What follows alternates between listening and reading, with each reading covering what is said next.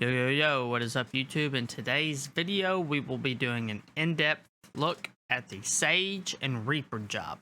Now, this video is mainly going to be about where I think these jobs are going to excel and where they're not going to excel. And then at the end of the video, we will be putting them where I think they belong in a tier list. But without further ado, let's go ahead and start talking about the Sage. And yes, I will have the trailers for each job playing as we talk about them. Let me just turn this up a little bit.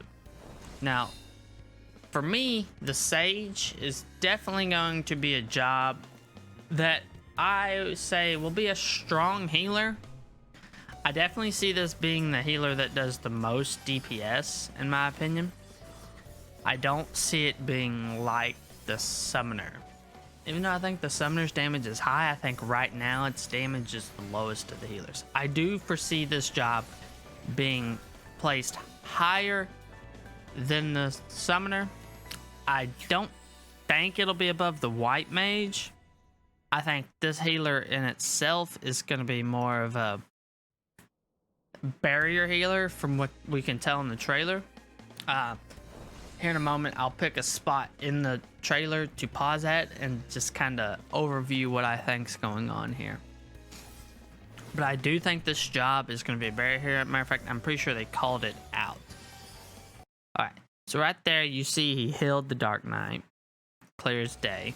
He's keeping the Dark Knight topped off. Right here, it looks like he's going into a DPS move, and it looks like it's decent. Now, this right here is where you notice his barrier moves and how he interacts with his gear. Now, this is where I start to believe that the Sage is going to be more of a barrier type healer than just heals, like health. But also from this trailer, we didn't see too much of its healing capabilities.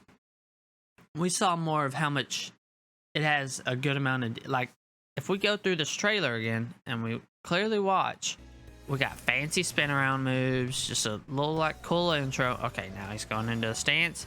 Okay, there's a hill. There's a hill. One hill. Okay. And there's a DPS move. He's getting down damage. And then boom, another move. And it's a barrier. Okay. Now his next move is going to be another DPS. It's an AoE DPS, which looks like it's going to be a strong DPS or a strong AoE. But them are the only 4 moves that they showed. Only 4? So they didn't really show too much of its kit. But what I believe is this job is going to be the best barrier healer.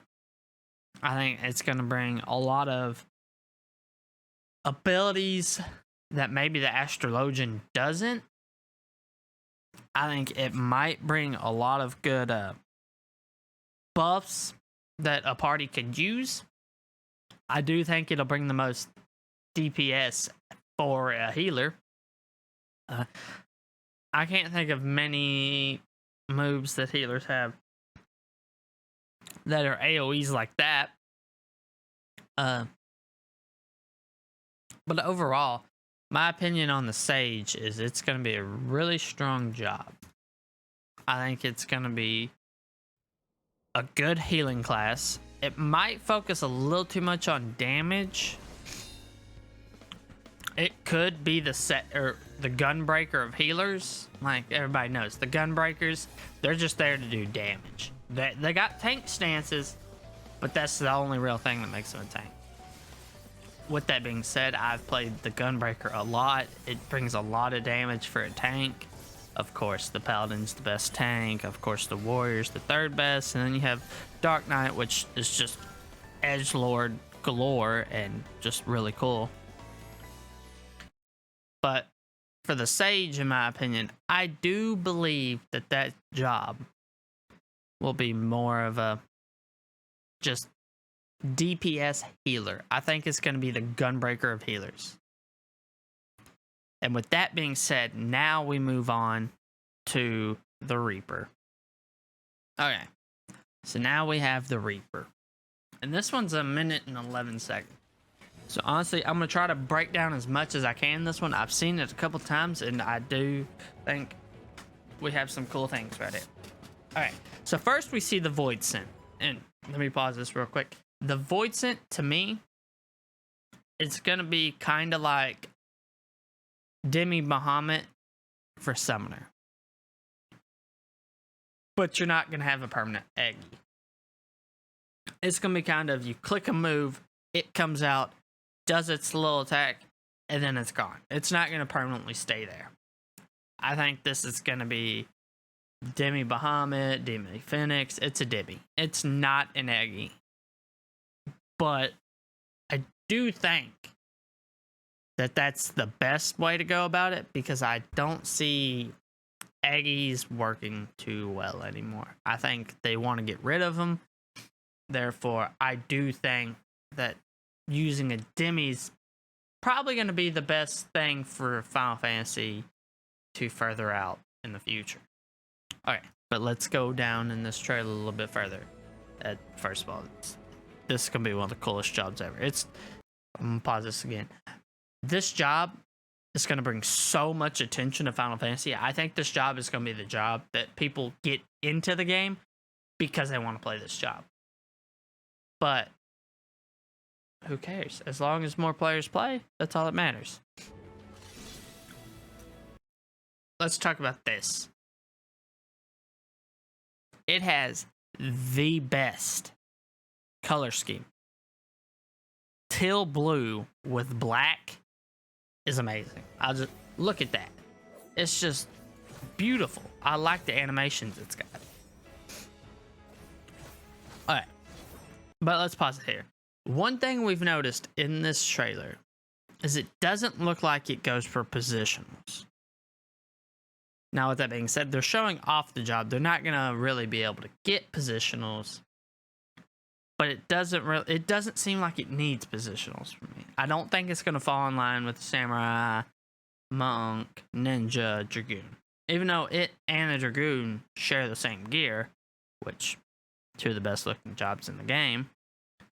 Sharing gear, duh. But other than that, I don't know how I feel if it's gonna have positionals. I don't think it will. I do think it has a chance at showing them. In the trailer, it doesn't look like they're going for any of them, but they're really just showing the job off, honestly. Now, if we go back here, we have it acts like a Demi to me. If we rewind a little bit and watch this,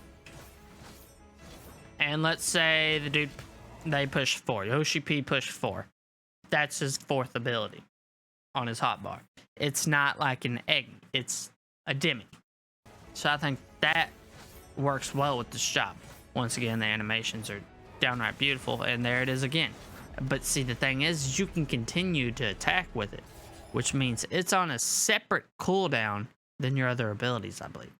I think your Demi abilities are going to be separate of class abilities, which is technically a class ability, but they're just going to be on separate cooldowns. I think it's good. Your combos are going to be really good on this job. And right here, when you and your Demi morph together and you get this cool mask and everything and change your stance, and now you suddenly attack a lot faster, what looks to be a lot harder. Your animations change from blue to red, and there's a different sound effect. So right here, I think you'll want to keep this form up at all times. Just being honest, I think you'll try to keep whatever they call this form up, kind of like in Dragoon. You want to keep your form up. Dark Knight, you want to keep your form up. Like, this is going to be the form you want to keep up. You don't want to fall out of. This is where you're going to get your highest damage and your big parses. This is your parse stance. That's what I'm just going to call it for now. But like, once again, if you look right here, they're comboing what looks to be an ability with the Demi ability. And they're going for, that's probably a big combo you'll have just in standard form.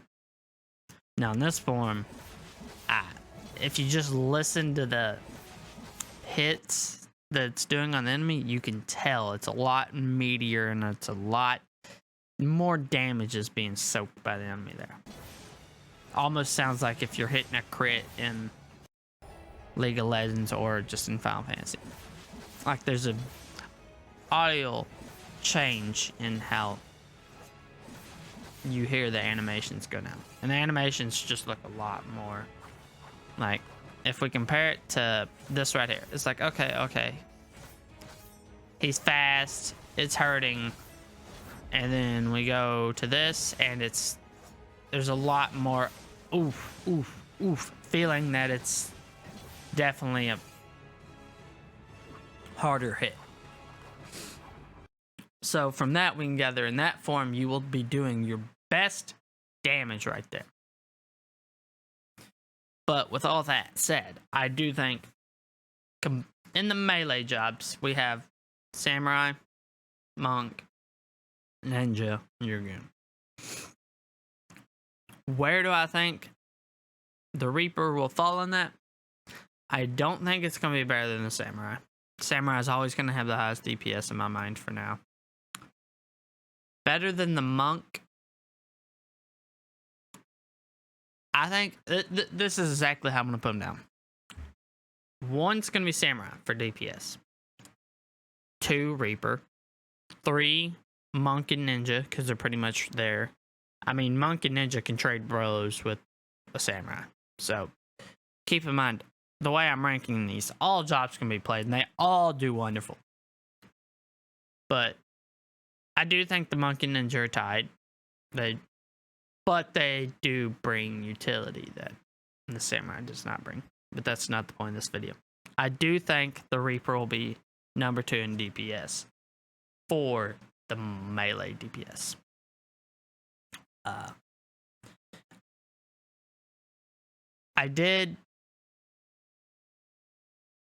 don't know, because the Dragoon does good damage too, so it's like you can't ignore the Dragoon.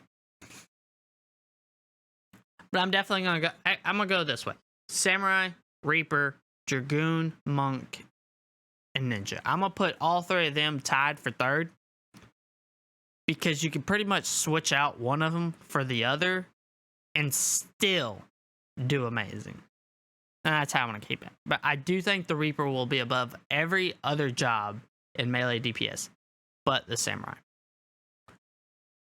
So, with that being said, you've now got my thoughts on what I think the Sage can do. You've got my thoughts on the Reaper. Now, I want y'all to go in the comment section and tell me down below, where do you think these jobs are going to excel? What are the cons? And what overall you expect from this job? Down in the comment section below.